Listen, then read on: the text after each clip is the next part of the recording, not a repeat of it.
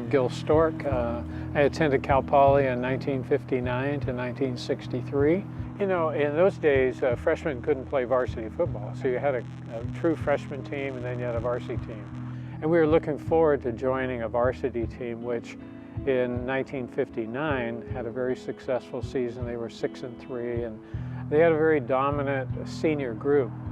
So when we moved on in 1960, it was primarily a sophomore junior team. We had a few really outstanding seniors like Curtis Hill, who was, you know, destined for a pro career. And you know, you make football schedules 2-3 years in advance. So that schedule was made when they were in the glory years of the 50s, you know. So we were opening with BYU, and yet our skill set wasn't really up to that level yet. So we got hammered pretty good.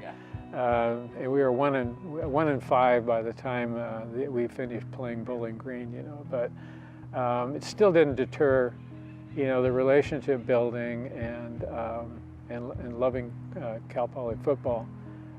But it was a wake-up experience, and most of us had come out of successful high school programs. We had had an undefeated freshman year, so this is the first time that many of us had really had to deal with losing.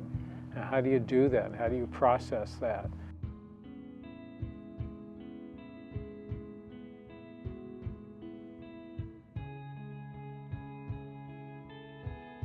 Being part of the 1960 football team and experiencing a pretty traumatic aspect of my life, and that was the plane crash where 16 of my teammates were killed and have been memorialized by the plaza here, which is a very, very special place for me.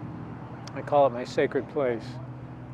It reminds me of how privileged I've been to survive that and be able to have a life, be able to finish school, have a career, have a family, have grandchildren, where my buddies never had that opportunity.